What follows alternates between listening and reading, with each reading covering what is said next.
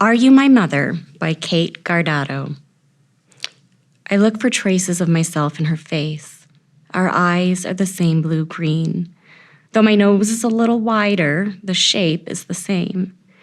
My chin is square where hers is perfectly oval. But we look similar enough. Can it be? I study her photo and I wonder, are you my mother? The bags hang low beneath her eyes, dark circles making her look tired and troubled. Are those blue-black swells caused by sleepless nights wondering about me? Do you wonder about me? What does she do on my birthday each year? My Facebook snooping uncovers nothing but memes. August 13th, 2021. Kittens are greater than everything. According to this BMI chart, I am too short. If anyone is Christmas shopping for me, I wear a size 7-day Caribbean cruise. And on and on. Videos of cats, videos of foxes, blocked content, memes about ghosts and the Matrix and brothers. Is this what you do all day? Post memes on Facebook? Is this how you cope with the pain you feel on my birthday? Do you feel any pain on my birthday? Do you think of me at all? I was a twice unwanted child, given up at birth, adopted by someone who never wanted children. Dramatic phrasing, of course, but that doesn't make it wildly inaccurate. I have known that I was adopted my entire life. My parents always told me that my birth parents, who were only 18 and 20 when I was born, couldn't take care of me, so they gave me up to give me a chance at a better life. I always imagined my birth parents as very young, very alone, dressed in threadbare layers like people who don't have homes. In my child's mind, I always pictured them in the soup can aisle of a grocery store. I guess they weren't able to afford any food but soup. Maybe that's why I like soup so much. As I've aged, that vision has dimmed. I can no longer access the feelings which accompanied it. I try to hold on to this pseudo-memory, but the image crumbles into an artsy, cinematic swirl of colored wind. Many of my childhood memories are shadowed by fear and hatred. My mother cornering me, yelling at me to confess to something that she may have imagined because I never did find out what the actual crime was. My mother smashing my brother's head on the kitchen table. My sister feverishly working gum out of my hair with an ice cube at 4 a.m. so my mother wouldn't find out I had fallen asleep with gum in my mouth. I have a clear memory of writing, "I hate my mom," over and over in my 6-year-old scrawl in one of those children's diaries with the flimsy lock and tiny key. I brought the journal downstairs into the kitchen and waved it around, asking my mother, "Don't you want to know what I wrote?" Naturally, my mother, who has no sense of boundaries and a driving need to go through her children's things to learn their secrets, wanted to know what I wrote. She took the diary and opened it at the kitchen table in front of my sister. Afterwards, I vaguely remember my parents sitting me down and telling me it isn't nice to say things like that, but I didn't feel remorseful. On the contrary, I reveled in the thrill of the taunt. My sister and I have always said, somewhat cruelly, that my mother couldn't have biological children for a reason. Yet, despite having my friendships sabotaged, being ridiculed and demeaned, and living in constant fear of displeasing my mother, I still believed that I was probably better off than I would be if my birth mother had kept me. I visualized my birth parents struggling to afford food, raising me in a shabby apartment, living in piles of dirty laundry and cigarette ash. Surely my birth parents were drug addicts with an array of mental health problems. Putting up with screaming and paranoia and verbal assault was certainly worth food and clothing, shelter, and a good school, wasn't it?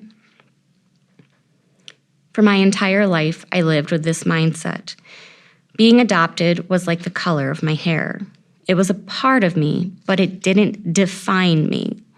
Sure, I was interested to know more about the circumstances of my birth and my familial health history, but did I want to find out that my birth father raped my birth mother, or that I had a family history of schizophrenia or bipolar disorder? Did I want to find someone who would then beg me for money for the rest of my life? No, I did not want that. And whenever anyone asked me if I was going to get a DNA test or go looking for my birth family, I told them flatly that I wasn't interested because there were certain things I just did not want to know. Then, the summer I turned 31, my family fell apart. There was always tension in my childhood home. My mother regularly made comments about how much she hated my father. She claims that's just the way I talk. When I was only 7 years old, she told me that she was going to cut the brake lines to my father's truck, more than once. I didn't understand the exact mechanics of that, being far too young to operate a motor vehicle, but I understood that my mother meant that she wanted to kill my father in sentiment, if not in reality. My childhood wish was that my parents would get divorced so I could go live with my dad, who was always kind, if not always available. As children, my sister and I were already aware of how much my parents hated each other, even if they refused to admit it, and my brother was too ignorant to recognize it. My parents never hugged, never kissed, never said, "I love you." The handful of times I saw my parents hold hands in the car, I felt physically uncomfortable. I grew up thinking that parents did not show affection, did not drink alcohol, did not have friends, did not go out. I was raised to believe that marriage and parenthood were miserable endeavors. My mother is suspicious, neurotic, and insufferable. She does not know how to navigate social situations and is awkward and nervous when around anyone outside immediate family. In fact, she's awkward and nervous around immediate family. She still believes that one of her adult children stole a stack of paperback mysteries from her 7 Christmases ago. None of us reads paperback mysteries. My father, on the other hand, is friendly, chatty, and outgoing. He seems to find someone he knows everywhere he goes. He does whatever he can to avoid conflict, including driving to 5 different restaurants at dinner time to ensure everyone has something to eat. My parents are completely incompatible and haven't been happy so long as my father, at least, can remember. Last June, the tension between my parents suddenly grew tenfold. My mother began to act stranger and more paranoid than usual. Each time I saw her, she whispered cryptic messages like, "There's something you need to know, but I can't tell you now," and "You don't know what's really going on." This drove me crazy, not because I was actually worried. My mother, after all, is a woman who once got upset over the rising cost of lobster, even though she eats lobster once a year on her birthday. But I am a collector of secrets and stories. Not knowing whatever she was hinting at became an irritable itch under my skin, teasing me by rising to the surface and then sinking back down before I could properly scratch it. As the weeks passed and my mother still refused to explain herself, no matter how much I cajoled her and offered to have my husband take the kids out so we could talk in private, I concluded that the big secret was one of 2 things. Either someone had cancer or my father was having an affair. Hiding a cancer diagnosis would be par for the course with my parents, who are incredibly secretive. When I was a young adult, my parents hid my grandfather's cancer from me until we were told he needed hospice care. They were reluctant to tell me about the heart attack that nearly killed my father, and probably wouldn't have told me at all if I hadn't come back from studying abroad that very day. Cancer would explain my mother's crazed looks and wouldn't be terribly surprising at my parents' age. They were 75, after all. However, an affair had merit as well. After I graduated from my master's degree program, my mother and I took a trip to North Dakota to see where my grandfather grew up until the Dust Bowl decimated his family's farm. On the way, we stayed 2 nights with my mother's cousin Jared and his wife Mary in Illinois. One evening, while my mother sat muttering to herself by the campfire, Mary brought me into the kitchen to tell me a story. According to Mary, back in the 70s, my father ran off with one of the women from their motorcycle gang. To clarify, the gang was literally a group of people who just liked to ride motorcycles together. But still, it shocked me. Mary continued her story, explaining that the entire reason my mother attended the local business college was because she believed she would need a way to support herself. Mary was a talker, an Italian from New Jersey, so I never knew for certain whether or not the story was true, and I certainly wasn't going to ask. Nonetheless, the secret haunted the back of my mind for years, and now it emerged once again. It stood to reason that if my father cheated on my mother once, he could do so again. Well, no one had cancer. By August, I couldn't bear the wondering any longer. One morning, alone in my car, I called my father. Hello? Hi, what's going on? Might as well cut to the chase. What do you mean? Mom's been acting weird. My father's tone changed, hardened. What did your mother tell you? Just that there's something going on, but she won't tell me what it is. Pause. Sigh. I told your mother that we are no longer together, we haven't been happy for a long time, and I want to spend what time I have left being happy. Elation! My childhood dream was coming true! Then suspicion crawled in. Are you seeing someone? Another pause. Yes, I am. Please tell me it's not Linda. We had spent the last several years telling my mother not to be paranoid about Linda, my dad's best friend's widow, who still called often. Having any of my mother's suspicions confirmed was dangerous because in her mind, it then validated all her delusions. Yes, it is Linda. He sounded proud. I groaned. Couldn't you meet some nice lady at the grocery store, Dad? So are you and Mom getting divorced? No. If we got divorced, your mother would be left with nothing. Are you going to live with Linda? No. She doesn't want that, and I want to stay close to all of you. Your mother and I are going to live as roommates. It shouldn't take a therapist to predict how well that would go. As a last hurrah to summer, that Labor Day weekend, my friends and I made plans to visit a new tea shop. I had just picked up my best friend Laura when my husband Matt called. I pressed the phone icon on my steering wheel. What's up? Hey, where are you? I rolled my eyes. On my way back from Laura's house. My eyebrows drew together. Why? Did you invite your mother to come with you today? I clenched the steering wheel and gritted my teeth. No. Why? Well, she's here. What? Yeah. My parents live 80 minutes away from me, so my mother wasn't exactly popping by for a cup of sugar.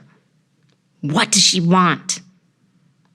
I don't know. What should I tell her? My face was nearly touching the steering wheel by now. Tell her I'm with Laura and that we have plans. I called my friend Elizabeth to tell her that there was a situation with my mother. Angry tears smeared my makeup. I'm going home, I'm getting rid of her, and I'll text you when we're on the way. I was ready for battle when I stepped into my kitchen where my mother paced back and forth, wringing her hands. Mom, what are you doing here? I demanded, dropping my purse and crossing my arms. She stopped pacing and sat down in a chair. I need to talk to you. I remained standing. I already have plans. You should have called. I couldn't call. I was too upset. I stood in the doorway to the living room. Laura stood silently behind me. My son was trying to hug Grandma and didn't understand why she was ignoring him. You can't just come up here without calling. You could have called me on the way. You had plenty of time. Laura is here, and we have plans that we can't reschedule. As usual, my mother wasn't listening. I need to talk to you. Can't you go another time? I inhaled deeply, trying to remain calm. We can't reschedule, I said through my teeth, my face beginning to heat. You can wait here and play with the kids if you want. We'll only be gone a couple of hours, and I'll talk to you when we get back. I need to talk to you now. I'd talk to you if you were having a crisis. No, she wouldn't. She would talk at me, judging me and turning whatever the situation was into my fault. I've been trying to talk to you for months. Well, I wasn't ready to talk to you then, but something has happened. I threw my hands up and scowled. I wanted to get this over with and get on with my life as quickly as possible. Is this about Dad? My mother's gaze stopped darting around like a frog searching for a fly and landed on me. What do you know about Dad? I shrugged. I know he told you that you aren't together anymore and that he has a girlfriend. Did he call you? No, I called him. You wouldn't talk to me, and I wanted to know what was going on. And did he tell you he's seeing Linda? Her tone was all over the place, as though someone was playing with her internal PA system. Yes. And did he tell you that he left to go see her this morning? Well, shit.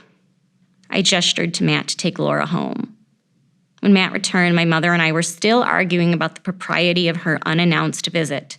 She was hysterical, and although I could understand why, I also thought she deserved it for being so awful all those years.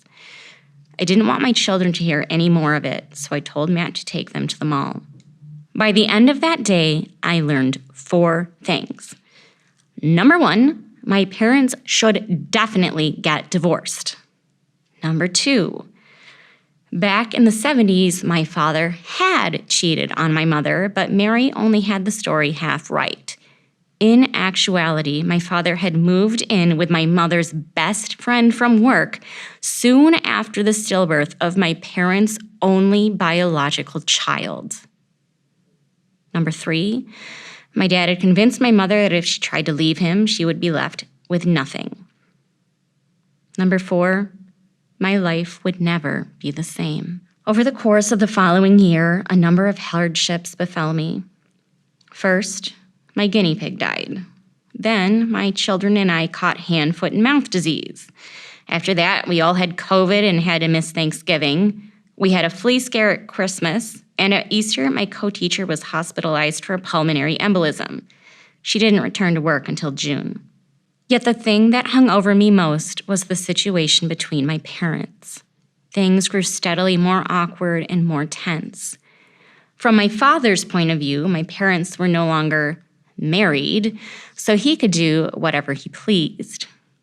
From my mother's point of view, my father was betraying 50 years of marriage, and therefore he deserved to die. Every interaction with my parents was uncomfortable. My father, normally an extremely sociable man, sat in the corner at family functions and didn't talk to anyone. My mother grew even more awkward and neurotic, going so far as to complain that the candles on my son's birthday cake were crooked. At my nephew's birthday party, they quietly fought over us, moving our things from one table to the next. At large gatherings, I mostly ignored my parents and gave my attention to my kids and my friends. At small gatherings, I mostly ignored my parents and gave my attention to my kids and my phone. I was in pure survival mode. I have tried to set boundaries with my mother for years, mostly regarding politics and personal space. She once asked me if I'm autistic because I don't like her getting close to me or touching me. These boundaries she has always more or less ignored.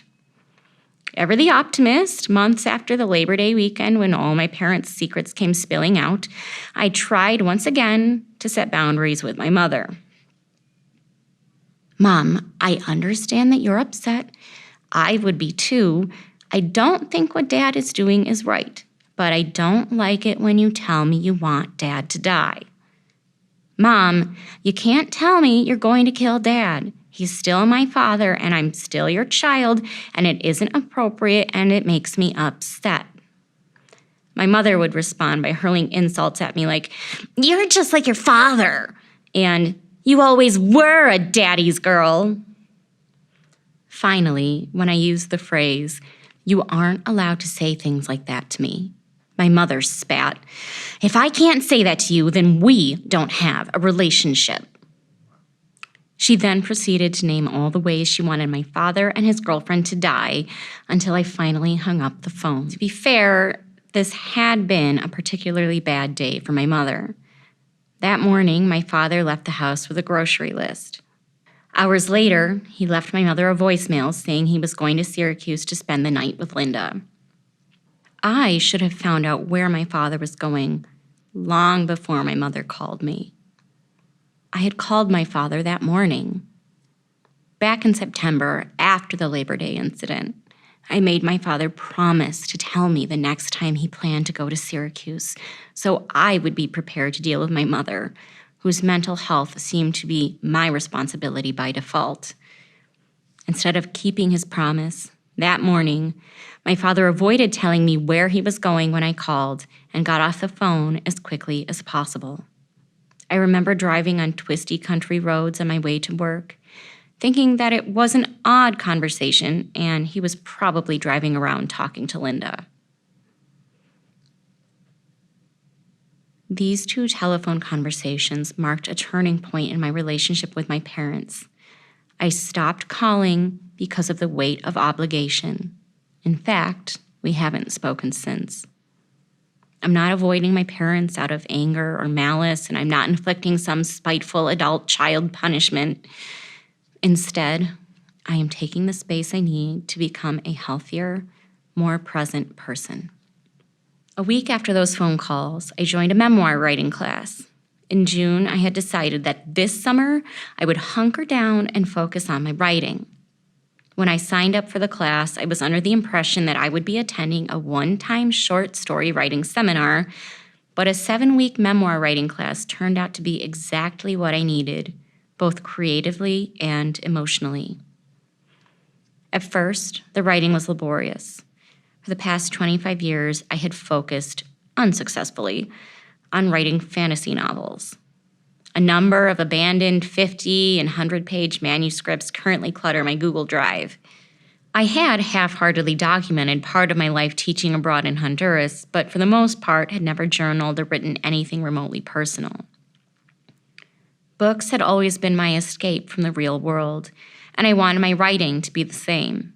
Writing about myself felt pointless and uninspiring. Before the first class, I looked at the writing prompts and started with a short story about the freedom I felt dancing naked in the rain in college. Then I chose to write about grief, opening up about the death of my grandfather and the guilt and shame I felt at the time.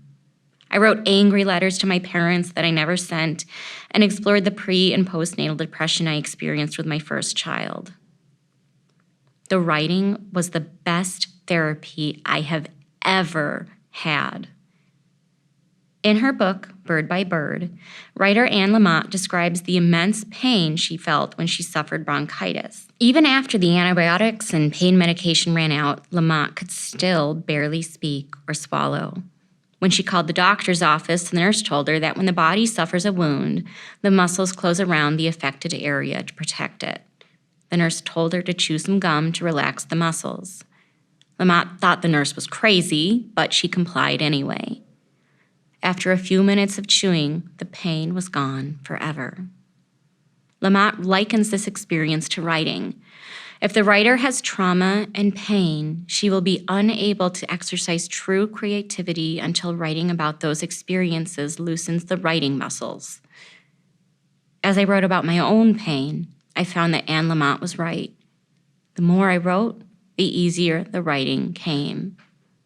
The words flew faster and my heart opened. I began to feel more comfortable talking about some of these experiences and started to believe that my story had something to offer, even if only to me. As I engaged in intense introspection and freed myself from some of the toxicity in my life, I started to yearn for more answers about who I am and where I came from. For the first time in my life, I had a serious interest in my origins. On a whim, I sent away for my pre-adoption birth certificate. I was told to expect it in 3 months, but it came in less than 3 weeks. The day it arrived, my husband had dropped off our children at the babysitter's house so he could do some work and I could do some writing. I was transcribing from a notebook to my computer when my dog started barking. Laying by our side door was an envelope from UPS. I knew what it was, and I was not emotionally prepared to open it, but I also couldn't wait. I ripped open the package to find 2 sheets of paper, not at all official looking, stapled together inside. The first sheet of paper was my original birth certificate. It included information I already knew, where and when I was born, my birth name, and the birth name and birthplace of my birth mother. No father was listed anywhere. I was puzzled and a little hurt. The adoption agency had told my mother that my brother and I had the same birth mother and birth father, and that our parents actually stayed together and later were married. If our birth parents stayed together long enough to have 2 children, why wasn't my birth father listed? So many of my life stories had blown up lately. Was this story also untrue? The second sheet of paper was my official adoption paperwork, which bore a single delightful surprise. I was officially adopted on my husband's 4th birthday. I always thought I'd be satisfied with just knowing my birth name, but I wasn't. For me, the adoption journey has been like a mosquito bite. It's a very small itch that knows its place until you scratch it. The more you scratch it, the bigger it grows until it's all you can see. It was now 11:45, and I had lunch plans for 12:30, but I couldn't leave the house without doing a little preliminary internet snooping. Google brought me fairly quickly to the obituary of a woman named Donna, who was survived by a daughter with the same first name and middle initial of my birth mother, with a different last name.